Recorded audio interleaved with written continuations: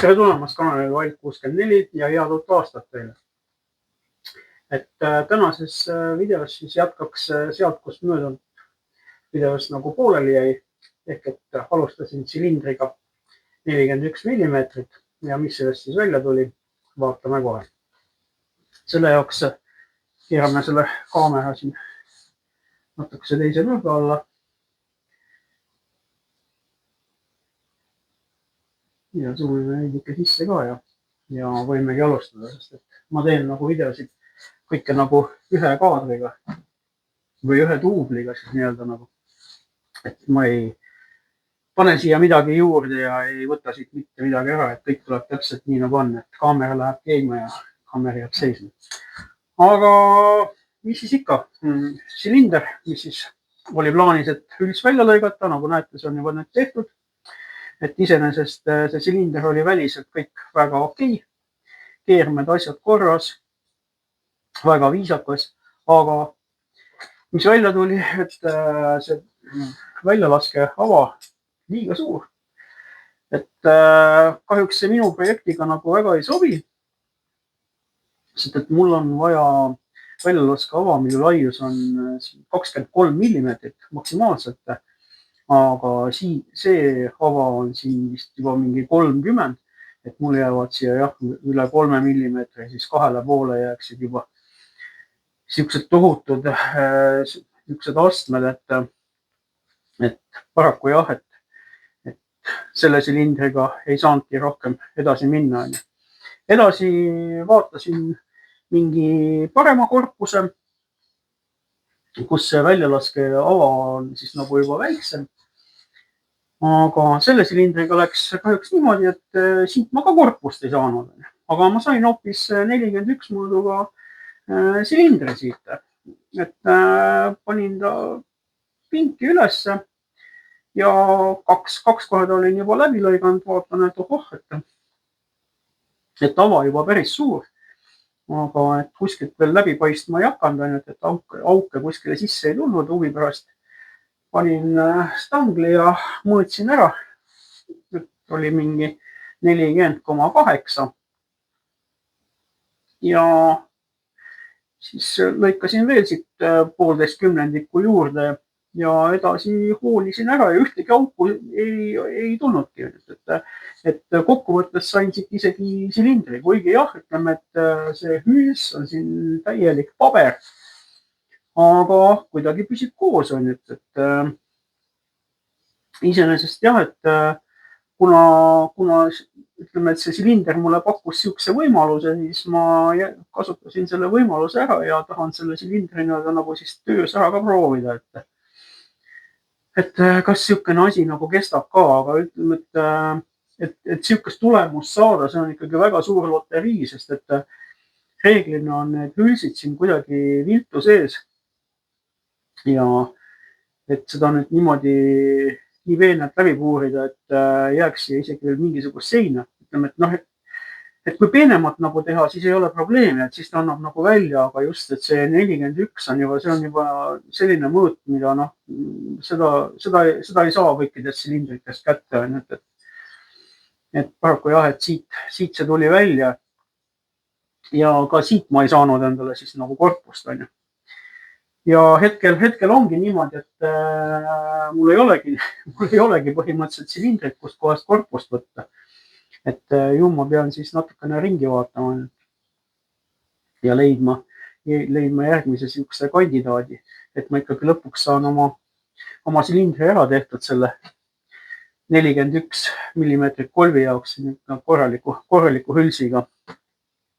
Aga edasi hakkasin siis nagu uurima neid kanaleid ka, et miks siis siin silindris ta siukene suur on ja miks ta siin nagu väiksem on, aga et nagu täit aimu saada, siis kasutasin siukest huvitavat materjali. See on, hetkel on ta nagu mingi silikon siukene pehme, aga ütleme, et kui talle sooja anda, siis ta tegelikult sulab ülesse. Ja sellega saab võtta siis põhimõtteliselt igasuguseid jäljendeid, olgu see siis, kas siin konkreetselt on siin võetud siis nagu väljalaske kanalitest, aga samamoodi võib võtta ka siin ülepuhke kanalitest, on ju, siukse jäljendeid. ja edasi saab siis juba neid nii-öelda nagu võrrelda omavahel, sest muidu vaatad siia august sisse ja ei saa siin mitte tuhkagi väga aru, et noh, kas ta on või ei ole või mis ta on või mis suurusega või kuidas ta välja näeb, onju. Et ei saa paraku sinna ise sisse minna ja seda asja seal nii-öelda nagu üle vaadata, onju. aga siis näitan teile ka neid nii-öelda neid tõmmiseid või jäljendeid, mis ma siit siis nagu kätte sain, et võtame siis selle kõige kehvema, see on siis T8 seest, eks ole. ja siin on siis näha, et on need hülsi aknajäljed ja ümberringi siis on siukene nagu vall, onju, et siin ta nüüd näeb nagu suurem välja hülsi sees.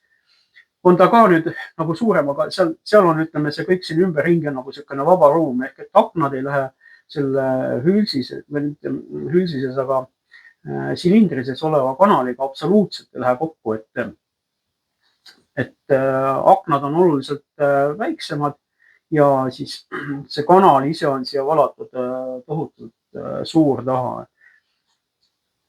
Nii, edasi oli siis T6. T6-l asjad oluliselt paremini ei ole siin kahel pool siuksi suuri vabu alasid. Ehk et hülts läheb ilusti siis korpusega kokku ja siin küll see nurk mul natukene ebaõnnestus, sellepärast et ma lasin siia kanalisse, lasin seda aerosooliõli sisse ja see õli jäi lihtsalt siia nurga sisse ja lihtsalt see materjal ei saanud seda kuju nagu täielikult kopeerida, aga vaatamata sellele ta annab ikkagi meile selle pildi nagu kätte, on, et mis siin nagu toimub, et T6 ka väga ilus on, et võrreldes T8-ga polegi nagu midagi võrrelda, et nagu öö ja päev on. Ja siin siis nüüd T5 silindri seest võetud jäljend. No see on täielik, ütleme, siukene, noh, 5+ ma ütleks, et kui kõikidel silindritel oleks sellised kanalid, siis ma ei tea, noh. Need asjad peaksid jooksma kõik väga hästi, on, et see ka muidugi seletab, on, miks need vanemad silindrid nagu natukene paremini töötavad, et küsimus ei ole seal ainult nendes ülepuhke kanalites ja ütleme selles hülsi nii-öelda astmes, mis sinna kanali ette jääb, vaid just nimelt selles samas väljalaskes on see küsimus, miks need asjad nagu sõidavad. Sest et sellise sisselaskega või tähendab sellise väljalaskega kanalil on oluliselt parem tagasilaadimine. Ja see tekitab tagasilaadimisel oluliselt paremaid siuksi pööriseid. Ja pöörised omakorda aitavad jällegi paremini kokku pakkida seda küttesegu, mis siia silindrisse satub, et siin ongi nagu oluline vahe, et sellise väljalaskega silinder üldiselt ei paki siia mitte midagi eriti tagasi, et siia jõuab tagasi, aga see jõuab ebakorrapäraselt ja ütleme, et siukse silindri täituvus on oluliselt viletsam kui ütleme selle T5-l või T6-l, eks ole. Et need T5 ja T6 kindlasti on peajagu oma jõudluselt üle kui need T8,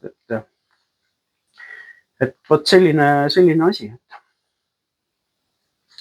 Et kui keegi küsib minu käest, et kust siukest materjali saab, siis kahjuks mina ei oska teid sellel teemal nagu aidata, siis ma sain sõprade käest selle siukest materjali. Et lihtsalt nad andsid mulle ja ütlesid, et proovi järgi, vaata, et kuidas saab. Et kust see pärineb või mis asi on, et seda minu käest ärge küsige. Vot nii, et lõpptulemus on ikkagi siukene, et silindrit ma valmis ei saanud, aga sain jällegi hulka nagu teadmisi jällegi nagu juurde on ja sain neid teadmisi ka teiega siin natukene jagada.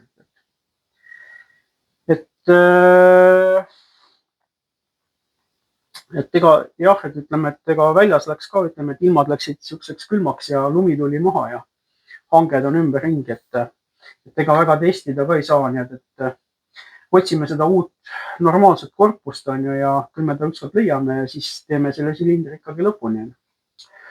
Aga nüüd talveks on mul siis põhimõtteliselt plaanis järgmine projekt on ju. See ei tule ainult mitte mootori projekt, vaid see tuleb terve võrri projekt on ju nii-öelda ja siis tegemisse tuleb mul, mitte nüüd tegemisse, aga plaanis on mul teha, tähendab siis üks kauja. Ja sel kaujal on siis nagu ka nimi juba pandud, et see on siis kauja Red Ring. Miks Red Ring, aga sellest juba siis lähemalt, kui asi on nagu nii-öelda nagu töös. Aga jah, sellest tõotab tulla mingisugune päris huvitav projekt, et ma lihtsalt ei hakka seal mingisuguseid vanu detaile roostest puhastama ja seda värvima ja kokku panema, vaid sealt tuleb päris huvitavaid lahendusi. Nii et kohtume siis juba järgmisel korral ja juba uue projektiga. Pakaa!